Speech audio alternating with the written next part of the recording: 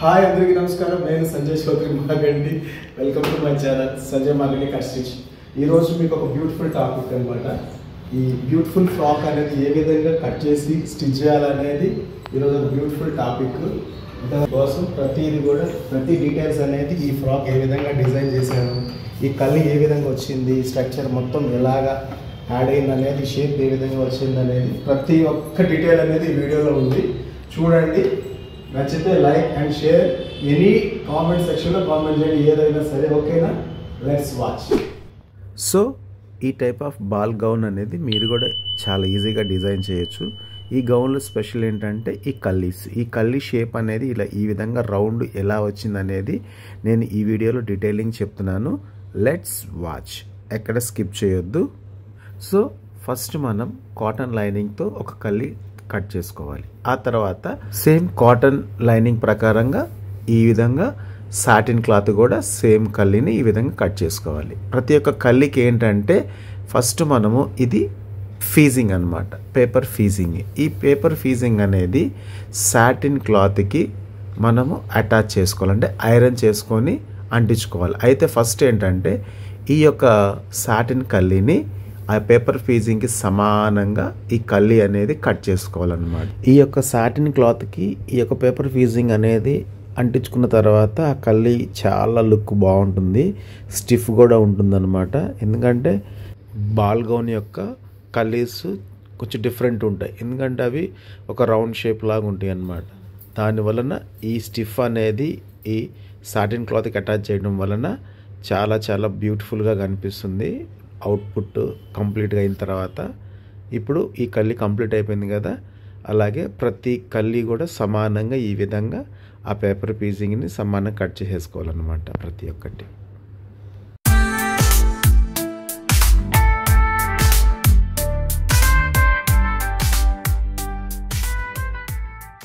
ఇప్పుడు నీట్గా ఐరన్ చేసుకోవాలి. ఈ ఐరన్ అనేది ఏంటంటే చక్కగా ఈ యొక్క పేపర్ ఫీజింగ్ అనేది ఎటువంటి ముడతలు లేకోకుండా ఎంత నీట్గా ఐరన్ చేస్తే ఆ కల్లీ అనేది అంత బ్యూటిఫుల్గా కనిపిస్తుంది అన్నట్టు ఎంత శ్రద్ధగా ఐరన్ చేయాలన్నమాట. చూసాడు పాపం ఈ పిల్లగాడు ఎంత నీట్గా ఐరన్ చేస్తుండో, పాపం సాంగ్స్ వినుకుంటూ. ఏ బాబు హాయ్ చెప్పు ఒకసారి. ఓ బాబు నువ్వే ఇంకా ఇయర్ బడ్స్ పెట్టుకున్నావు చెవిలా, హాయ్ చెప్తావా లేదా? గద్ది, వెరీ గుడ్. నీట్గా ఇలా ఐరన్ చేసుకోవాలన్నమాట. చూసారా, ఐరన్ చేసిన తర్వాత కల్లీ ఎంత బ్యూటిఫుల్గా వచ్చేసినాయో. ఆల్ కల్లీస్ అనేది ఈ విధంగా ఐరన్ చేసిన తర్వాత చూడండి ఎంత బ్యూటిఫుల్గా వచ్చేసినాయో. ఎందుకంటే ఈ బాల్ గౌన్కి ఎస్పెషల్లీ ఈ ఫీజింగ్ అనేది చాలా ఇంపార్టెంట్. ఈ యొక్క సాటిన్ క్లాత్కి ఈ విధంగా ఫీజింగ్ అంటిస్తే ఆ కల్లీ యొక్క స్టిఫ్ అనేది చాలా పర్ఫెక్ట్గా స్టిఫీగా కనిపిస్తాయి అన్నమాట. ఆల్ కల్లీస్ ఈ విధంగా అటాచ్ చేసేసుకున్నాం కదా మనం ఫీజింగ్ అనేది. ఇప్పుడు ఏం చేద్దామంటే ఈ కల్లీస్ అనేది ఈ విధంగా 1 by 1 ఇట్లా పక్క పక్కన ఇట్లా పరిచేసి ఈ ఒరిజినల్ క్లాత్ ఉంది కదా, మెయిన్ క్లాత్, ఆ మెయిన్ క్లాత్ అనేది ఏంటంటే ఈ విధంగా కట్ చేసుకుంటే ఏమైందంటే ఒక్కొక్కసారి మన దగ్గర క్లాత్ అనేది తక్కువగా ఉంటుంది. ఆ తక్కువ ఉన్నప్పుడు ఏ విధంగా అయితే అడ్జస్ట్మెంట్ చేయాలి అనుకొని మనము కల్లీస్కి చేస్తామో ఆ విధంగా ఈ విధంగా అడ్జస్ట్ చేసుకోవచ్చు అన్నమాట. ఈ విధంగా ప్రతి ఒక్క కల్లీ పరిచేసి ఒరిజినల్ క్లాత్ దాన్ని పైన వేసి, ఎందుకంటే ఒరిజినల్ అనేది ట్రాన్స్పరెంట్ ఉంటుంది కాబట్టి అడుగున మనం కల్లీ ఏ పొజిషన్లో ఏ సైజులో ఉందో కూడా మనకి క్లారిటీగా కనిపిస్తుంది. ఈ విధంగా ఈజీగా కట్ చేసుకోవచ్చు. దీనివల్ల ఏమైందంటే క్లాత్ అనేది మనకి కలిసి వస్తుంది అన్నమాట. తక్కువ క్లాత్ ఉంటే కూడా మనం ఈ విధంగా అడ్జస్ట్ చేయొచ్చు ఈ కటింగ్ ద్వారా. ఇట్లాగా చూసారు కదా, కల్లీస్ అనేది ఈ విధంగా 2 కల్లీస్ అలా పర్చేసుకొని చేసుకొని ఒరిజినల్ని ఈ విధంగా కట్ చేసుకోవచ్చు. కల్లీస్ మొత్తం ఏంటంటే cotton, సాటిను and original total Kallis అనమాట ఇవన్నీ. సో ఇప్పుడు మనం బాల్ గౌన్ రెడీ చేసేద్దాము. బిఫోర్ ఏంటంటే ఈ కల్లీ యొక్క స్ట్రక్చర్ చూసారు కదా, ఇది ఎలా రౌండ్ షేప్ వచ్చిందో. ఈ యొక్క రౌండ్ షేప్ అనేది ఏ విధంగా మనం తయారు చేయాలనేది చెప్తాను. ఫస్ట్ మనం కాటన్ లైనింగ్ అనేది కల్లీస్ కట్ చేసాం కదా, ఆ కాటన్ కల్లీస్ మొత్తం అంటే టోటల్గా 8 కల్లీస్ అనమాట. ఇవి వరుసగా ఇట్లాగా సమానంగా పర్చేసుకోవాలి. పర్చేసుకొని ఇక్కడ నేను ఒక హాఫ్ ఇంచ్ మార్కింగ్ చేస్తాను చూడండి అడుగున. ఈ విధంగా హాఫ్ ఇంచ్ అనేది మార్కింగ్ చేసుకోవాలన్నమాట. ఈ హాఫ్ ఇంచ్ అనేది ఏంటంటే స్టిచ్చింగ్ యొక్క మార్జిన్.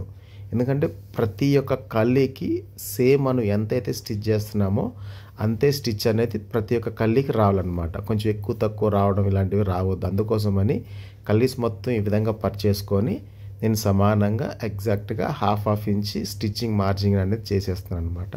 నేను చేసినటువంటి మార్కింగ్ ప్రకారంగా వీల్ మార్కర్తో ఈ విధంగా మార్క్ చేయాలన్నమాట.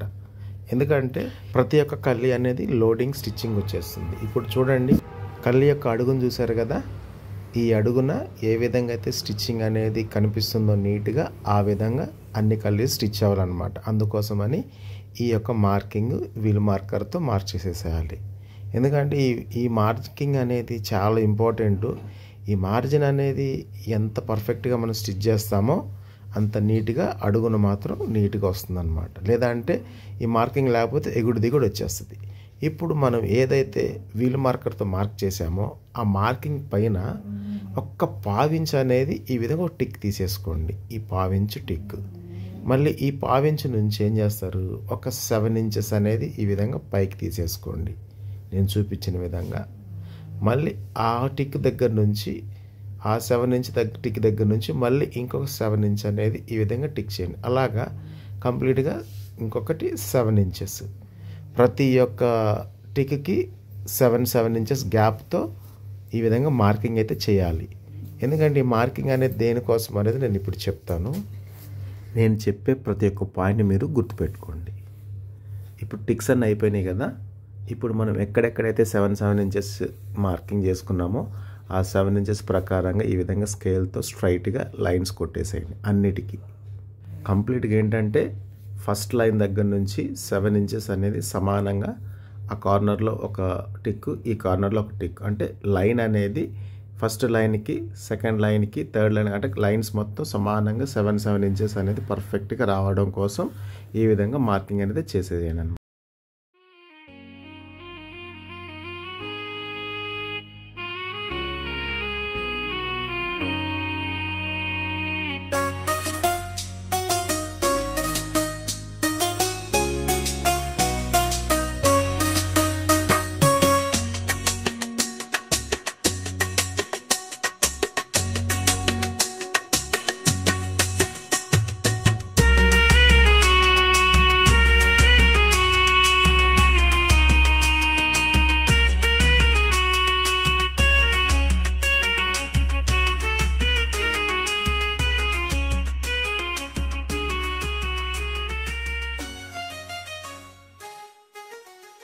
నేను యొక్క ప్రతి ఒక్క మార్కింగ్ ఎంత శ్రద్ధగా చేస్తున్నానో మీరు కూడా అంతే శ్రద్ధగా ప్రాక్టీస్ చేయండి.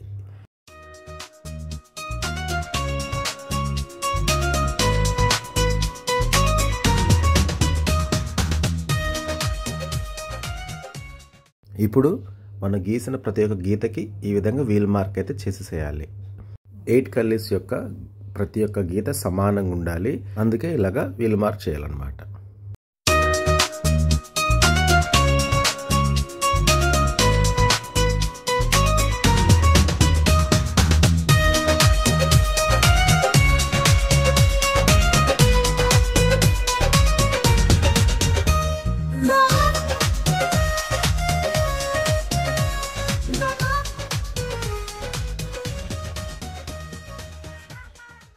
ఇప్పుడు ఈ కాటన్ లైనింగ్ మీద మనం చేసినటువంటి మార్కింగ్స్ మొత్తం కరెక్ట్గా సమానంగా గీసేసాం కాబట్టి అసలు ఈ లైన్ అనేది ఎందుకు గీసారనేది ఇప్పుడు నేను చెప్తాను. ఇది బార్నింగ్ వైర్ అనమాట. ఈ బార్నింగ్ వైర్తోనే ఆ కల్లీ అనేది ఆ రౌండ్ షేప్ అనేది వస్తుందన్నమాట. ఫస్ట్ ఆఫ్ ఆల్ ఆ బార్నింగ్ వైర్ అనేది ఎంత సైజు ఉందో ఫస్ట్ మనం గీసిన గీత పక్కనే ఈ విధంగా బార్నింగ్ వైర్ పెట్టి దాని సైజ్ ప్రకారంగా ఒక చిన్న మార్క్ ఈ విధంగా చేయాలి. చూసారు కదా, ఈ విధంగా మార్క్ చేసుకోవాలన్నమాట. మార్కింగ్ అనేది ఎందుకంటే ఇప్పుడు ఇది చూడండి, ఈ విధంగా కుట్లు అనేది 2 కుట్లు రావాలి అన్నిటికీ. ఇప్పుడు ఆ కుట్టు అనేది ఎలా వేయాలనేది ఇప్పుడు నేను చూపిస్తాను. ఫస్ట్ ఏంటంటే ఇప్పుడు మనం ఒక కల్లి తయారు చేసుకున్న తర్వాత ఇప్పుడు ఈ యొక్క స్టిచ్ అనేది ఏమైంది, ఈ ఒరిజినల్ క్లాత్ మీద కాకుండా lining, cotton lining and satin lining మీదనే ఆ స్టిచ్ అనేది రావాలన్నమాట. ఏది ఇందాక మీకు చూపించిన స్టిచ్ అనేది. ఆ కాటన్ లైనింగ్, సాటిన్ లైనింగ్ అనేది ఎట్లాగో ఇప్పుడు చూడండి. మనం చేసిన మార్కింగ్స్ అయితే ఏమైతే ఉన్నాయో వీల్ మార్కింగ్ అది ఆ వీల్ మార్కింగ్ ప్రకారంగా ఇప్పుడు మనం ఈ యొక్క సాటిన్ మీద కాటన్ మీద స్టిచ్ వేసేద్దాం. ఈ ఒరిజినల్ అనేది ఏంటంటే ఒరిజినల్ మీద అసలు స్టిచ్ ఎప్పుడు వేయకూడదు, లుక్ వైజ్గా మంచిగా ఉండదు అనమాట. ఇప్పుడు మనం ఒక పావించి అయితే మనం మార్కింగ్ చేసుకున్నాం కదా, ఆ మార్కింగ్ ప్రకారంగా ఈ విధంగా ఒక స్టిచ్ అనేది వేసేయాలన్నమాట.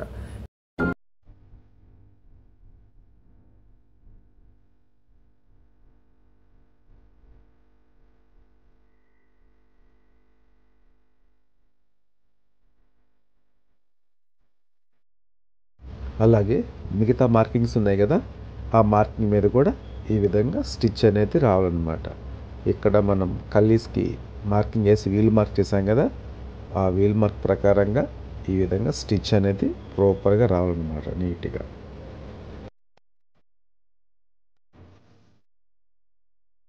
ఆ వీల్ మార్కర్ ప్రకారంగా స్టిచ్ వేస్తూ ఎండ్కి వచ్చేసరికల్లా కంపల్సరీగా రఫ్ మాత్రం కంపల్సరీగా తీయాలన్నమాట. రఫ్ అనేది చాలా ఇంపార్టెంట్, రఫ్ మాత్రం కంపల్సరీగా తీయాలి. లైన్ మీద స్టిచ్ అయిపోయింది కదా, నెక్స్ట్ దాని పక్క నుంచే ఒక పావించు స్టిచ్ అనేది కంప్లీట్గా రావాలన్నమాట. పావించు స్టిచ్ అంటే ఈ బోన్ వైర్ ఉంది కదా, ఈ బోన్ వైర్ సైజ్ ఎంత ఉందో ఆ సైజ్ ప్రకారంగా ఒక మార్కింగ్ అయితే చేసేసుకోవాలన్నమాట. ఎందుకంటే ఇది పావించి ఉంటుంది ఈ బోన్ వైరు, ఈ పావించి మీద ఒక్క పాయింట్ ఎక్స్ట్రా అంటే కొంచెం లూజు, ఆ లూజ్ పెట్టుకొని స్టిచ్ అనేది వేయాలన్నమాట. ఈ బోన్ వైర్ మార్కింగ్ చేసాం కదా, ఇప్పుడు నెక్స్ట్ స్టిచ్ అనేది మనం ఏదైతే మార్కింగ్ చేసామో ఆ బోన్ వైర్ ప్రకారంగా స్టిచ్ అనేది ఈ విధంగా వచ్చేసేయాలన్నమాట. అంటే ప్రతి కల్లీకి కూడా సేమ్ ఇదే ప్రాసెస్లో స్టిచ్చింగ్ అనేది రావాలన్నమాట. ఈ స్టిచ్చింగ్ అనేది కాటన్కి సాటిన్కి మాత్రమే స్టిచ్ రావాలి. ఈ విధంగా ఫ్రాక్ యొక్క కల్లీస్ అన్ని ఎన్ని ఉన్నాయో అన్ని కల్లీస్కి ఇదే ప్రాసెస్లో మాత్రం స్టిచ్ అయితే రావాలన్నమాట.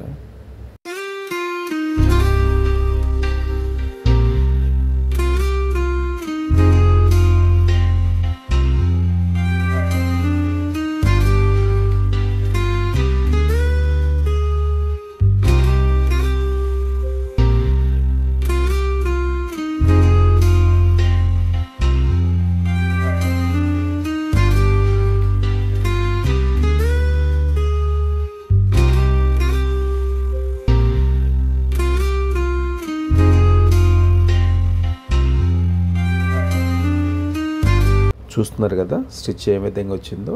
ఇది సాటిన్ మీద చూసారు కదా స్టిచ్ ఏ మాత్రం వచ్చిందో, ఒరిజినల్ మీద మాత్రం స్టిచ్ రాకూడదు. ఇప్పుడు ఈ స్టిచ్ మొత్తం అయిన తర్వాత ఈ ఒరిజినల్ అనేది అటాచ్ చేసుకోవాలన్నమాట కల్లీకి.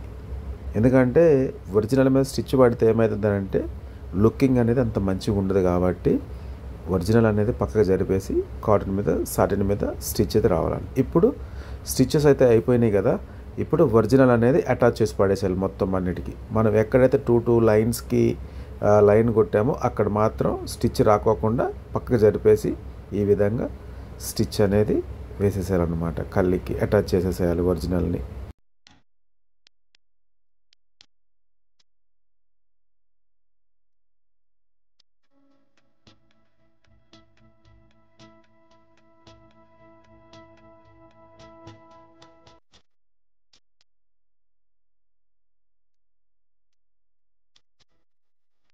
ఇదే సేమ్ ప్రాసెస్ అనేది ప్రతి ఒక్క కల్లీకి కూడా ఈ విధంగానే స్టిచ్ అనేది చేయాలన్నమాట.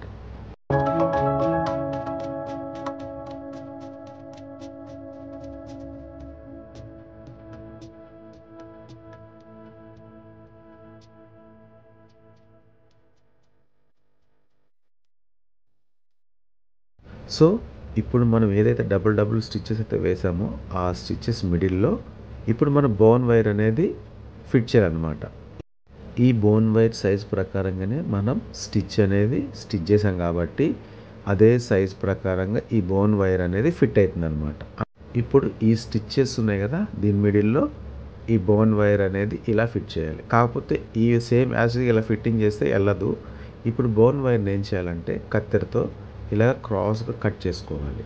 చూసారు కదా, ఈ విధంగా క్రాస్గా కట్ చేసిన తర్వాత ఇది ఒక టేప్, అంటే మన ఫస్ట్ ఎయిడ్ టేపు ఏ టేప్ అయినా సరే ప్రాబ్లం లేదు, నా దగ్గర ఈ టేప్ అవైలబుల్ ఉంది కాబట్టి నేను ఈ టేప్తో ఇప్పుడు మనం ఏదైతే బోన్ వైర్ని క్రాస్గా కట్ చేసామో ఆ క్రాస్ మీద ఈ విధంగా రౌండ్గా టేపుని చుట్టేసేయాలన్నమాట.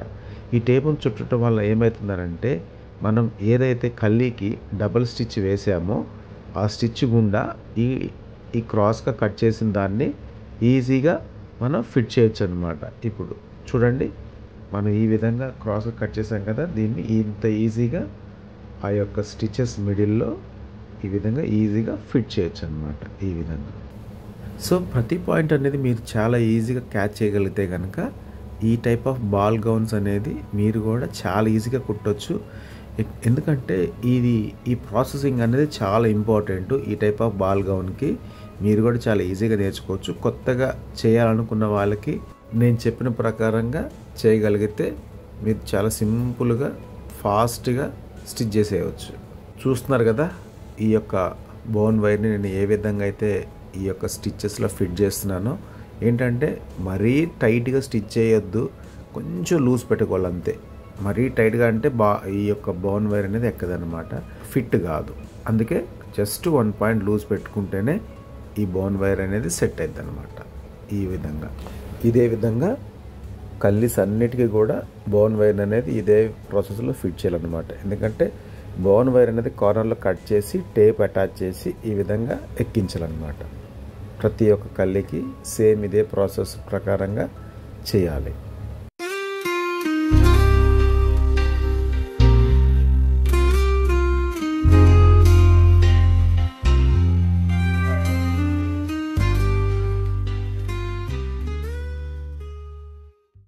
ఫస్ట్ వీడియో స్టార్టింగ్లో కల్లీకి నేను అడుగున ఒక 1/4 ఇంచ్ మార్కింగ్ వేశాను కదా, ఆ మార్కింగ్ అనేది ఈ బోనింగ్ వైర్ ఫిట్ చేయడం కొరకే ఆ మార్కింగ్ అనమాట, ఆ 1/4 ఇంచు. ఇప్పుడు అదే మార్కింగ్లా ఈ బోనింగ్ వైర్ అనేది ఫిట్ చేసేస్తున్నాను.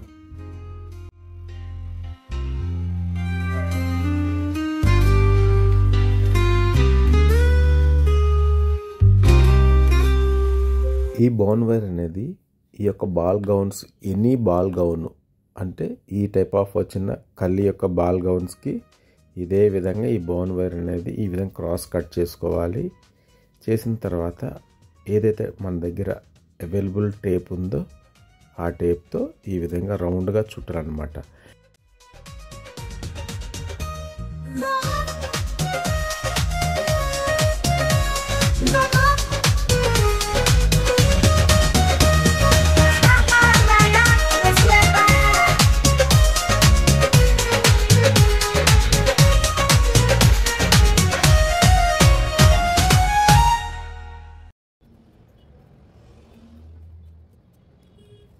ఈ కల్లీకి బోన్ వైర్ మొత్తం కుట్టిన తర్వాత షేప్ చూసారు కదా ఎట్లా వచ్చిందో, కల్లీ షేపు రౌండ్ షేప్లో వచ్చింది.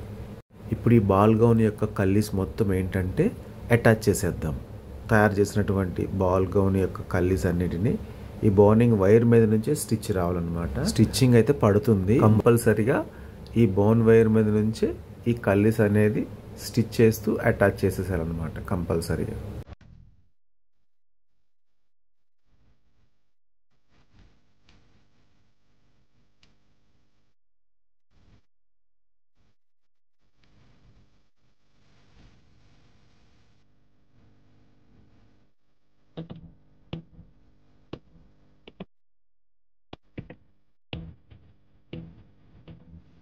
చూస్తున్నారు కదా, బోనింగ్ వైర్ మీద నుంచి నేను స్టిచ్ అనేది చేస్తూ ఈ కల్లి అటాచ్ చేస్తున్నాను అనమాట. మీరు కూడా సేమ్ యాజ్ టీజ్గా సేమ్ ఇదే ప్రాసెస్లో స్టిచ్ అనేది వేయండి. ఎందుకంటే ఇలా వేయడం వలన కల్లి యొక్క షేప్ అనేది మీకు స్టార్టింగ్ వీడియోలో చూపించినట్టుగా కల్లి యొక్క షేప్ అనేది ఒక రౌండ్ షేప్గా తిరిగి ఈ బాల్ గౌన్ అనేది మంచి బ్యూటిఫుల్ లుక్ అయితే వస్తుందన్నమాట.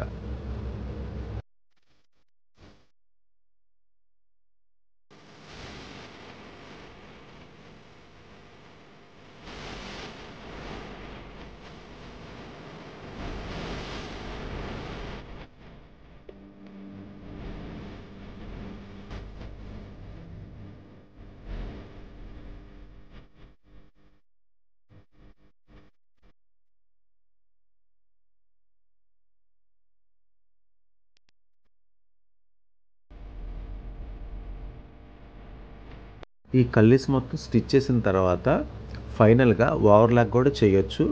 ఓవర్లాక్ చేసేటప్పుడు కూడా ఈ బౌండింగ్ వైర్ ఉంది కదా అని చెప్పేసి ఓవర్లాక్ చేయడం అనేది అస్సలు మానొద్దు. ఓవర్లాక్ నీడిల్ కూడా సపోర్ట్ చేస్తుంది అనమాట. ఈ బౌండింగ్ వైరు కంపల్సరీగా ఈ కల్లీస్ అని అటాచ్ చేసిన తర్వాత ఓవర్లాక్ అయితే చాలా చాలా ఈజీగా చేయొచ్చు అనమాట. మెయిన్ ఏంటంటే ఈ బాల్ గౌన్లో ఈ కల్లీసే మెయిన్ ఇంపార్టెంట్. పైన యోక్ పార్ట్ అనేది ఏంటంటే రెగ్యులర్గా అందరికీ మనకి చాలా ఈజీగానే తెలిసిందే. యోక్ పార్ట్ని స్టిచ్ చేసేసి రెడీగా పెట్టేసుకున్న తర్వాత ఈ కల్లీస్ని మనం స్టార్ట్ చేసుకోవాలన్నమాట. ఈ కల్లీస్ అని రెడీ అయిపోయిన తర్వాత యోక్ పార్ట్ అండ్ ఈ కల్లీస్ మొత్తం అటాచ్ చేసేస్తే మనకి బాల్ గౌన్ అనేది రెడీ అయిపోతుంది. స్టార్టింగ్ నుంచి నేను ఈ కల్లీస్ ఏ విధంగా తయారు చేయాలనేది చూపించిన విధంగా మీరు కానీ ప్రాక్టీస్ చేయగలిగితే బాల్ గౌన్ అనేది మీరు చాలా ఈజీగా స్టిచ్ చేయొచ్చు అనమాట. ఇప్పుడు ఈ కల్లీస్ మొత్తం కుట్టేసిన తర్వాత ఫైనల్ లుక్ చూసారు కదా, ఇది ఈ విధంగా బాల్ గౌన్ కల్లీస్ మొత్తం ఈ విధంగా ఫైనల్ లుక్ అనేది మనకు కనిపిస్తుంది. ఇది చూసారు, ఈ స్ట్రక్చర్ మొత్తం ఏ విధంగా వచ్చింది. మనం ఎక్కడైతే బోన్ వైర్ అనేది పెట్టామో చూసారు కదా, ఈ బోన్ వైరింగ్ అనేది ఈ యొక్క స్టిచెస్ మధ్యలో వచ్చేస్తుంది అనమాట. ఫైనలీ టోటల్ లుక్ అనేది మనకి బాల్ గౌన్ రెడీ అయిపోతుంది.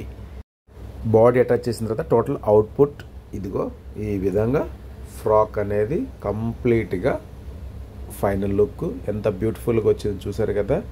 బాల్ గౌన్ యొక్క స్టిచ్చింగ్ అనేది, ఈ బాల్ గౌన్ యొక్క స్టిచ్చింగ్ అనేది ఎలా ఉందో కామెంట్ సెక్షన్లో కామెంట్ చేయండి. ప్లీజ్ నచ్చితే లైక్ కంపల్సరీగా షేర్ చేసుకోండి. సబ్స్క్రైబ్ మాత్రం అస్సలు మర్చిపోవద్దు. ఓకే.